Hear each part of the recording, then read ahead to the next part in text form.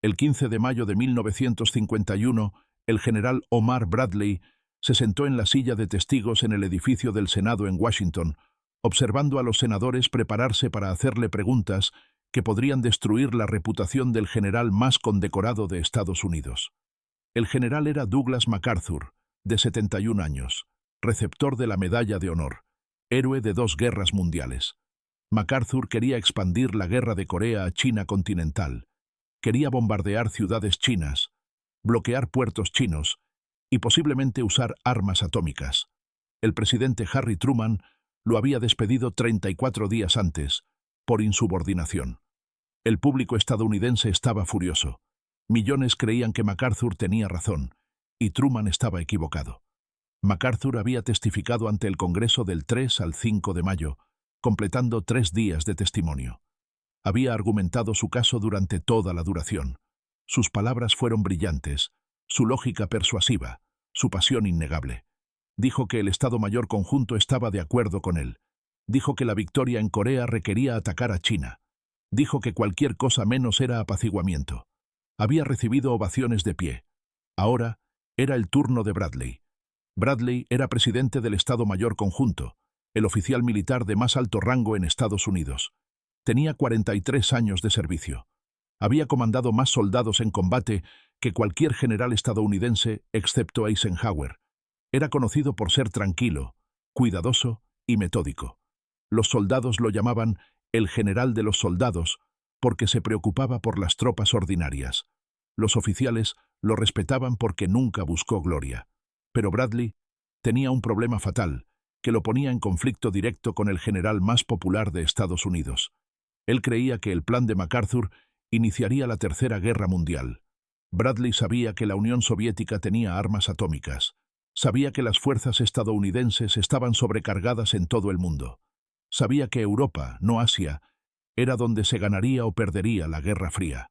El plan de MacArthur de expandir la guerra en Corea debilitaría la posición de Estados Unidos en Europa, alienarla a los aliados estadounidenses y potencialmente desencadenaría un intercambio nuclear con la Unión Soviética. Esa evaluación significaba que Bradley tendría que hacer algo casi sin precedentes en la historia militar estadounidense. Tendría que contradecir públicamente a un oficial superior, un general de 5 estrellas, una leyenda viviente, y tendría que convencer al pueblo estadounidense de que su héroe estaba peligrosamente equivocado. El costo humano del error de cálculo de MacArthur quedó claro durante la intervención china que comenzó a finales de octubre de 1950. MacArthur había empujado a las fuerzas de las Naciones Unidas hacia el norte hasta el río Yalu, a pesar de las advertencias de que China entraría en la guerra si las tropas estadounidenses se acercaban a la frontera. China. El premier chino Zhou Enlai había enviado advertencias a través de India. Las advertencias fueron explícitas. China intervendría si las fuerzas de la ONU cruzaban el paralelo 38 hacia Corea del Norte. MacArthur desestimó las advertencias como un farol. Le dijo al presidente Truman que los chinos no se atreverían a luchar contra las fuerzas estadounidenses. MacArthur estaba equivocado. El 19 de octubre de 1950, 260.000 tropas chinas cruzaron el río Yalu en secreto. Se movían de noche, se escondían durante el día. Viajaban a través de pasos de montaña que los aviones de reconocimiento estadounidenses no podían monitorear. Para finales de octubre, las fuerzas chinas se habían posicionado en las montañas de Corea del Norte, esperando. El 1 de noviembre, las tropas chinas atacaron al 8º Regimiento de Caballería de Estados Unidos, cerca de Unsan. Miles de soldados chinos aparecieron de la nada rodeando posiciones estadounidenses en un asalto de 3 frentes. La 8ª Caballería perdió más de 800 hombres, casi un tercio de la fuerza del regimiento en las primeras 48 horas. Bradley había advertido contra avanzar hacia el norte. También lo habían hecho los otros jefes conjuntos. En octubre, habían enviado a MacArthur instrucciones de usar solo fuerzas surcoreanas cerca de la frontera china, manteniendo las unidades estadounidenses más al sur. MacArthur ignoró la orientación. Comprometió fuerzas estadounidenses hasta el Yalu. Las dispersó en un frente amplio con líneas de suministro extendidas. Cuando China atacó, las unidades estadounidenses estaban aisladas, vulnerables, expuestas. La batalla del embalse de Chosin comenzó el 27 de noviembre de 1950, cuando 120.000 tropas chinas del 9º Grupo de Ejércitos atacaron al 10º Cuerpo en el noreste de Corea del Norte. MacArthur había enviado al 10º Cuerpo al noreste hacia el Yalu, mientras el 8º Ejército se movía hacia el noroeste, dividiendo las fuerzas estadounidenses en 2 comandos separados con una cordillera entre ellos. No podían apoyarse mutuamente. La temperatura bajó a menos 40 grados centígrados. Los marines y soldados estadounidenses lucharon una batalla de 17 días mientras realizaban una retirada combativa hacia el puerto de Hungnam. Más de 4.000 estadounidenses murieron, resultaron heridos o desaparecieron durante la batalla. Para finales de enero de 1951, las consecuencias del error de cálculo estratégico de MacArthur eran devastadoras.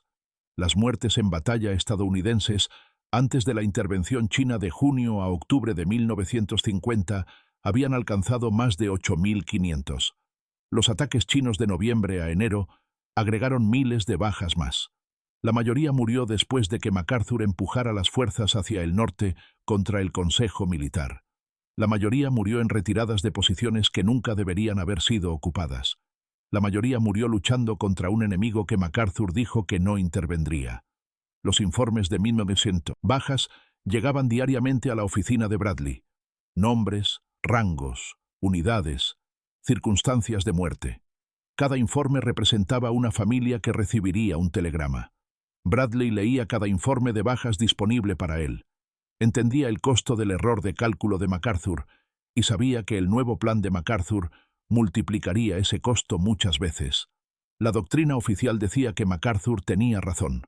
Estados Unidos no luchaba guerras limitadas. La tradición militar estadounidense era guerra total, victoria incondicional. Así es como Estados Unidos ganó la Primera Guerra Mundial. Así es como Estados Unidos ganó la Segunda Guerra Mundial. MacArthur representaba esa tradición perfectamente. Cuando MacArthur habló sobre estrategia militar, la gente escuchaba. Su argumento para expandir la guerra en Corea tenía sentido intuitivo para la mayoría de los estadounidenses. Dijo que China era vulnerable. Dijo que el poder militar chino estaba sobreestimado.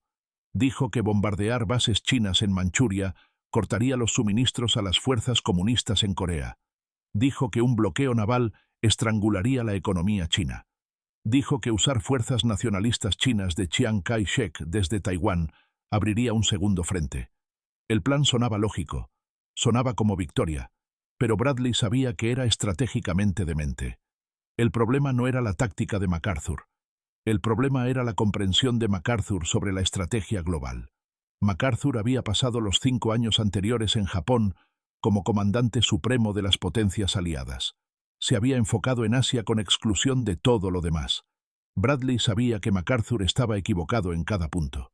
La Unión Soviética tenía 175 divisiones globalmente con capacidad de expandirse a más de 300 divisiones con movilización completa. Estados Unidos tenía 12 divisiones. Las naciones de Europa Occidental apenas estaban comenzando a rearmarse después de la Segunda Guerra Mundial. La OTAN había sido fundada solo 2 años antes. Los aliados europeos estaban aterrorizados de que la guerra de Corea sacara las fuerzas estadounidenses de Europa, dejándolos vulnerables a la invasión soviética. Si Estados Unidos atacaba a China, la Unión Soviética tenía un tratado de defensa mutua con China. Stalin podría invocar ese tratado y atacar Europa Occidental. Las fuerzas estadounidenses no podían defender tanto Asia como Europa simultáneamente. Incluso si los soviéticos no atacaban Europa, expandir la guerra en Asia destruiría el sistema de alianzas que Estados Unidos había pasado 5 años construyendo. Gran Bretaña, Francia y otros aliados de la OTAN ya estaban descontentos con Corea. Habían acordado apoyar la acción de la ONU solo porque la guerra estaba limitada a la península coreana. Si Estados Unidos bombardeaba China, esos aliados retirarían el apoyo. Algunos podrían abandonar la OTAN por completo. La alianza colapsaría. Bradley había intentado explicarle esto a MacArthur. En enero de 1951, el Estado Mayor Conjunto había enviado a MacArthur orientación detallada sobre limitar la guerra. Habían explicado la situación estratégica global. Habían enfatizado la importancia de mantener el apoyo aliado. MacArthur Había reconocido los mensajes, pero continuó abogando por la expansión. En marzo, el presidente Truman preparó una propuesta de paz ofreciendo negociar con China. MacArthur recibió aviso anticipado con órdenes de no hacer declaraciones públicas sobre negociaciones. El 24 de marzo, MacArthur celebró una conferencia de prensa y emitió su propio ultimátum a China, amenazando con expandir operaciones militares a áreas costeras chinas y bases interiores. El ultimátum saboteó la iniciativa de paz de Truman. Hizo que Estados Unidos pareciera beligerante ante los aliados. Hizo que Truman pareciera débil ante el público estadounidense. Peor aún, demostró que MacArthur no seguiría órdenes de sus superiores civiles. La doctrina militar oficial decía que los generales obedecían órdenes. Pero MacArthur había decidido que su juicio estratégico era superior al del presidente. Había llevado su caso directamente al público estadounidense y al Congreso, evitando la cadena de mando. Eso era insubordinación. El 11 de abril a la 1 de la mañana, la Casa Blanca anunció que MacArthur había sido relevado de todos los comandos. El anuncio conmocionó a Estados Unidos. MacArthur era un héroe. La tasa de aprobación de Truman era del 26%. Millones de estadounidenses pensaban que Truman era un fracasado. MacArthur regresó a Estados Unidos el 17 de abril. 7,5 millones de personas alinearon las calles para su desfile en Nueva York. Era la multitud más grande en la historia de la ciudad. El 19 de abril, MacArthur se dirigió a una sesión conjunta del Congreso. Su discurso duró 34 minutos. Fue interrumpido por aplausos 30 veces. Defendió su estrategia. Atacó la política de la Administración de Guerra Limitada. Dijo que no había sustituto para la victoria. Citó una vieja balada de cuartel. Los viejos soldados nunca mueren. Simplemente se desvanecen. Los senadores lloraron. El discurso de MacArthur fue transmitido por radio y televisión a 40 millones de estadounidenses. Las encuestas de opinión pública mostraron que el 70% apoyaba a MacArthur.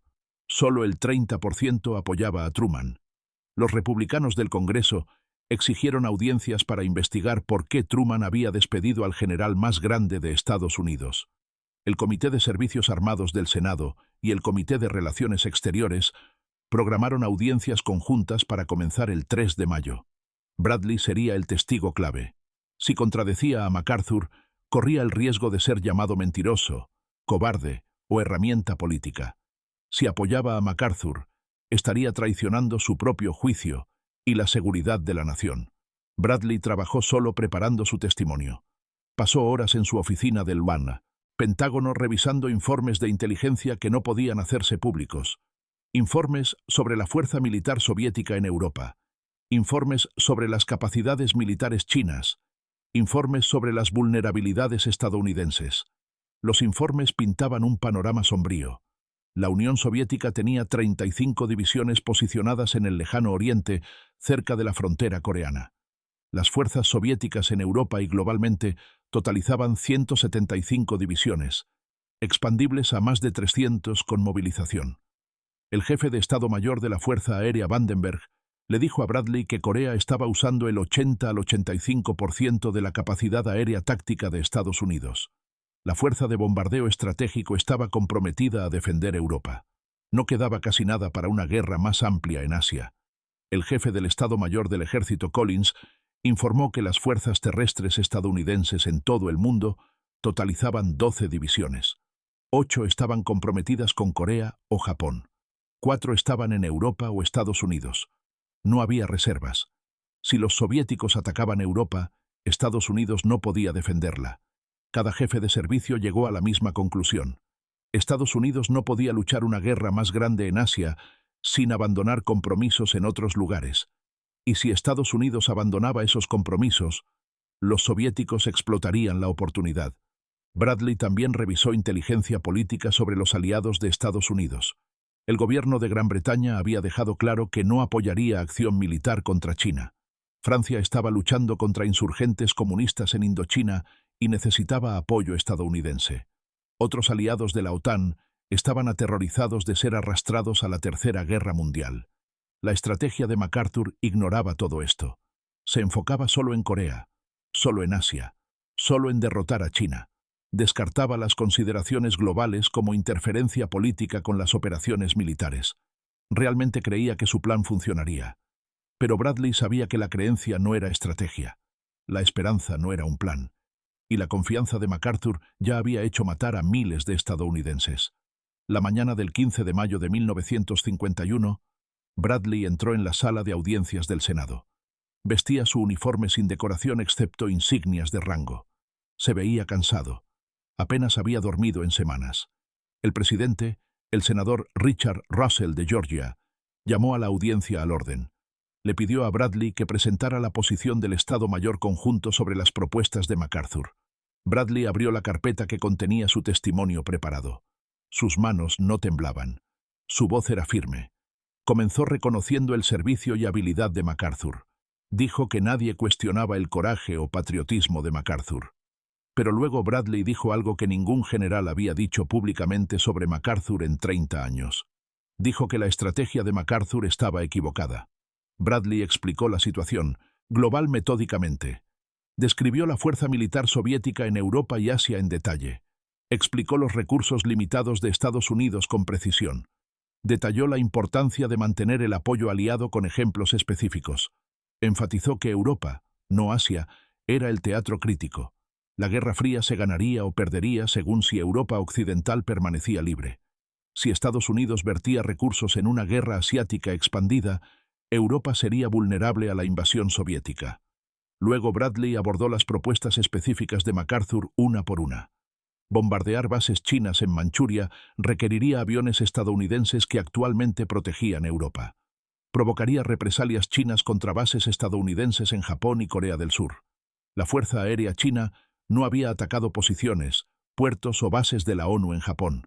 Si Estados Unidos bombardeaba China, esa restricción terminaría.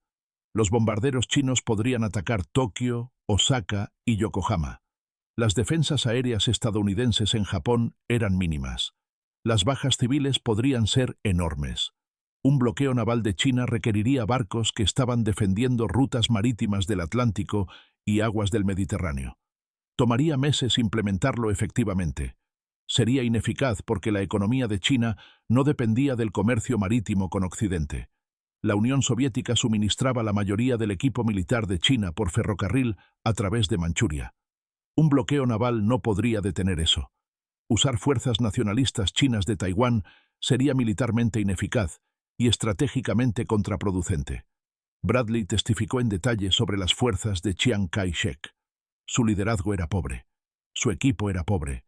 Su entrenamiento era pobre. Habían sido derrotados por fuerzas comunistas en la Guerra Civil China, a pesar de la ayuda masiva estadounidense. Entre 1946 y 1949, Estados Unidos había dado a los nacionalistas de Chiang más de $2.000 millones en asistencia militar. No había ayudado. Y expandir la guerra no garantizaría la victoria. China tenía millones de soldados disponibles. Su ejército había demostrado que podía luchar efectivamente en Corea a pesar de la superioridad aérea estadounidense. Si Estados Unidos expandía la guerra a China, todas esas restricciones terminarían. Una guerra más amplia podría obligar a Estados Unidos a usar armas atómicas, alienando a todos los aliados y volviendo la opinión mundial contra Estados Unidos. Luego Bradley pronunció la frase que definiría todo el debate. Dijo: francamente, en opinión del Estado Mayor Conjunto, esta estrategia nos involucraría en la guerra equivocada, en el lugar equivocado, en el momento equivocado y con el enemigo equivocado. Las palabras quedaron suspendidas en el aire. Guerra equivocada, lugar equivocado, momento equivocado, enemigo equivocado. Bradley acababa de decirle a Estados Unidos que su general más grande estaba proponiendo un error estratégico catastrófico. Bradley continuó. Explicó que el enemigo real era la Unión Soviética, no China. La amenaza real era para Europa, no Asia. El objetivo real era contener la expansión soviética, no conquistar China. El plan de MacArthur ignoraba todo eso. Debilitaría a Estados Unidos, donde más importaba, para perseguir la victoria donde menos importaba. Era estratégicamente en bancarrota. El testimonio de Bradley duró varias horas. Respondió cada pregunta con precisión. Proporcionó detalles sobre capacidades soviéticas, debilidades estadounidenses y prioridades estratégicas. Gran parte de su testimonio tuvo que darse en sesión cerrada porque era demasiado sensible para liberación pública. Pero el mensaje central era claro y devastador. MacArthur estaba equivocado. Los otros jefes de servicio testificaron durante los días siguientes, proporcionando evidencia adicional que contradecía las afirmaciones de MacArthur. El jefe de Estado Mayor de la Fuerza Aérea Vandenberg reveló información clasificada que conmocionó incluso a algunos senadores. Testificó que el 85% del poder aéreo táctico de Estados Unidos ya estaba comprometido con Corea. El testimonio de Vandenberg fue inicialmente eliminado de las transcripciones públicas porque revelaba cuán vulnerable era realmente Estados Unidos.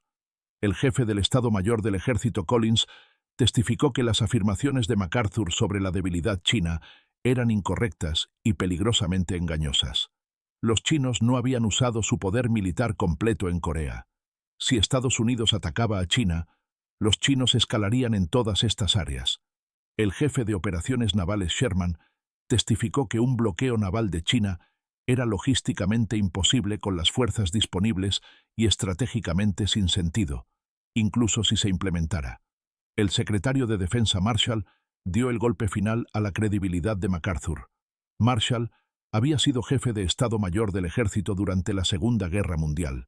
Había planificado la invasión del día D. Era el pensador estratégico más respetado en Estados Unidos. Marshall testificó que la insubordinación repetida de MacArthur había hecho imposible confiar en él con el mando. Esto ya no era sobre estrategia, era sobre si los oficiales militares podían conducir política exterior independiente cuando no estaban de acuerdo con el presidente. La combinación de Bradley, los jefes conjuntos y Marshall desmanteló sistemáticamente cada parte del caso de MacArthur. MacArthur había afirmado que los jefes conjuntos estaban de acuerdo con él. Testificaron bajo juramento que no lo estaban. MacArthur había afirmado que su estrategia ganaría rápidamente. Testificaron que probablemente iniciaría la Tercera Guerra Mundial. MacArthur había afirmado que China era débil. Testificaron que China apenas había comenzado a usar su poder completo. Las audiencias duraron 7 semanas. Se registraron y transcribieron más de 2 millones de palabras de testimonio. El público estadounidense comenzó lentamente a entender lo que Bradley había estado diciendo desde el principio. El plan de MacArthur sonaba bien en discursos y sonaba lógico en teoría, pero los profesionales militares que tenían que implementarlo, que entendían la estrategia global y tenían acceso a inteligencia clasificada, dijeron que fallaría catastróficamente. La frase de Bradley, la guerra equivocada en el lugar equivocado, en el momento equivocado y con el enemigo equivocado, se convirtió en la declaración definitoria de toda la crisis. Los periódicos la repetían diariamente. La frase capturaba perfectamente lo que Bradley estaba argumentando. Estados Unidos estaba luchando una guerra limitada en Corea para contener la expansión comunista. Esa era la estrategia correcta para la era nuclear. Expandirse a China sería luchar la guerra equivocada porque sería una guerra de elección, no de necesidad. Luchar en Asia continental sería el lugar equivocado porque era el peor terreno posible para las ventajas estadounidenses en movilidad y poder de fuego. Luchar cuando las fuerzas estadounidenses no estaban preparadas y los aliados se oponían sería el momento equivocado, porque Estados Unidos necesitaba años para aumentar la fuerza militar. Y China era el enemigo equivocado, porque la amenaza real era la Unión Soviética en Europa. Para mediados de junio, la opinión pública había cambiado dramáticamente. Las encuestas mostraron que el apoyo a la decisión de Truman aumentaba semana a semana. El apoyo a la estrategia de MacArthur estaba cayendo correspondientemente. Los estadounidenses estaban comenzando a entender que la guerra limitada era un concepto nuevo y necesario requerido por la existencia de armas nucleares. La guerra total en la era atómica significaba destrucción total, posiblemente el fin de la civilización. Las audiencias terminaron el 27 de junio de 1951. Los comités del Senado emitieron un informe conjunto, concluyendo que el despido de MacArthur por parte de Truman estaba dentro de los poderes constitucionales del presidente y era apropiado bajo las circunstancias. Encontraron que la estrategia de MacArthur no estaba respaldada por el Estado Mayor conjunto. Encontraron que MacArthur había violado repetidamente órdenes al hacer declaraciones públicas sobre asuntos de política sin autorización. Bradley nunca recibió reconocimiento público por su testimonio. No hubo medalla, ninguna conmemoración, ningún desfile. Había hecho lo que necesitaba hacerse, contradicho a un oficial superior para prevenir un desastre estratégico, y luego volvió al trabajo. Pero los profesionales militares entendieron lo que había sucedido. Bradley había salvado el control civil de los militares. Había prevenido la Tercera Guerra Mundial y había establecido el principio de que la sabiduría estratégica importaba más que la brillantez táctica o la popularidad personal. MacArthur se desvaneció de la vida pública después de las audiencias. Nunca recibió otro comando militar. Dio discursos en convenciones republicanas. Escribió sus memorias. Fue discutido brevemente como un candidato presidencial potencial en 1952, pero su apoyo político se evaporó una vez que el testimonio completo de las audiencias se hizo público. Los estadounidenses se dieron cuenta de que su estrategia había sido peligrosamente equivocada. En 1952, Dwight Eisenhower ganó la presidencia en parte prometiendo ir a Corea y terminar la guerra. Eisenhower había sido colega de Bradley durante la Segunda Guerra Mundial. Compartían puntos de vista estratégicos similares sobre la necesidad de unidad aliada y la primacía de Europa en la estrategia estadounidense. Cuando Eisenhower asumió el cargo en enero de 1953, mantuvo la política de Truman de guerra limitada en Corea. No expandió el conflicto a China. Negoció un armisticio que terminó la lucha el 27 de julio de 1953. El armisticio estableció una zona desmilitarizada aproximadamente a lo largo del paralelo 38, esencialmente donde había comenzado la guerra 3 años antes. Corea del Norte permaneció comunista. Corea del Sur permaneció libre. Ningún lado ganó en ningún sentido tradicional. Pero la Tercera Guerra Mundial no comenzó. La OTAN se mantuvo unida y, en realidad, se hizo más fuerte. La Unión Soviética no invadió Europa Occidental. El sistema de alianza occidental sobrevivió intacto. Miles de soldados estadounidenses habían muerto en Corea. Casi 37.000 estadounidenses murieron en acción durante los 3 años de lucha. Otros 100.000 resultaron heridos. Pero millones no murieron en una guerra más amplia que podría haberse vuelto nuclear. El mundo no experimentó guerra atómica por segunda vez en la historia. Esa fue la victoria por la que Bradley había luchado. No gloria, no conquista, no éxito dramático, solo prevenir la catástrofe. Bradley continuó como presidente del Estado Mayor Conjunto hasta el 16 de agosto de 1953. Se retiró después de 41 años de servicio militar. Regresó a la vida civil tranquilamente sin fanfarria. Escribió sus memorias. Habló raramente sobre la controversia de MacArthur, prefiriendo dejar que el registro histórico hablara por sí mismo. En 1981, Bradley dio una de sus últimas entrevistas a un historiador militar. Bradley tenía 88 años para entonces, pero aún estaba mentalmente agudo. El historiador le preguntó sobre la decisión de testificar contra MacArthur 30 años antes. Bradley pensó cuidadosamente antes de responder. Dijo que la decisión de testificar contra MacArthur fue lo más difícil que había hecho en toda su carrera militar, más difícil que cualquier decisión de combate que hubiera tomado durante la Segunda Guerra Mundial. Contradecir a un oficial superior, especialmente uno tan respetado y condecorado como MacArthur, violaba todo lo que le habían enseñado sobre lealtad militar en West Point y a lo largo de su carrera. Pero Bradley dijo que había llegado a entender que la lealtad a la nación y la Constitución importaba más que la lealtad personal a cualquier oficial individual.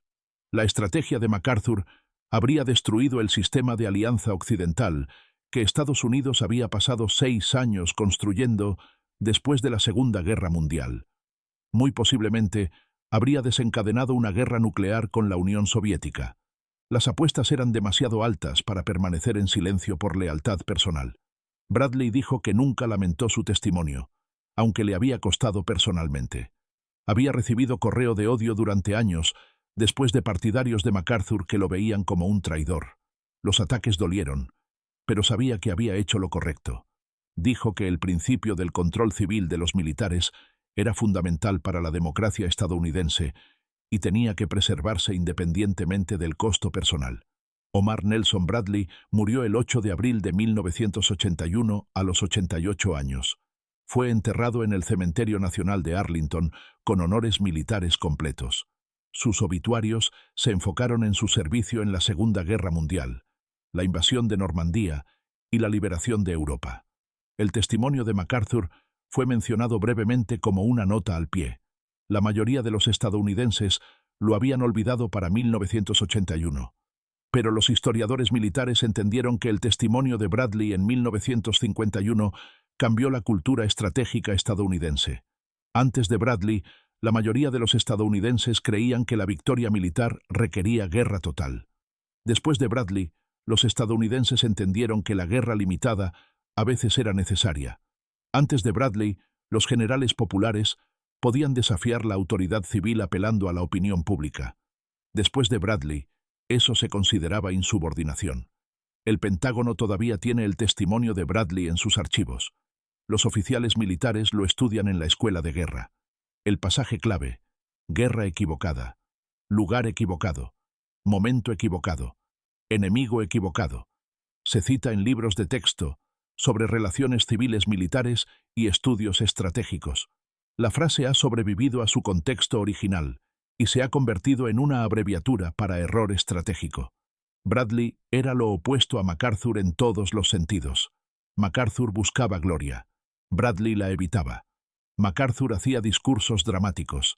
Bradley escribía informes cuidadosos. MacArthur creía que el genio militar trascendía las restricciones políticas.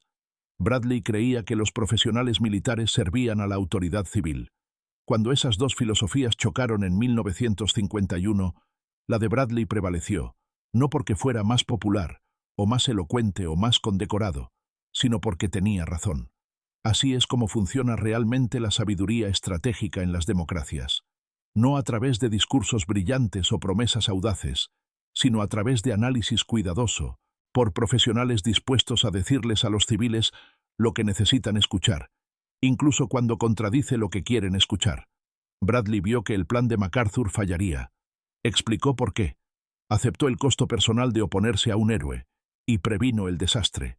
Nadie construyó monumentos a eso. Nadie nombró portaaviones en su honor. Nadie hizo películas sobre su testimonio.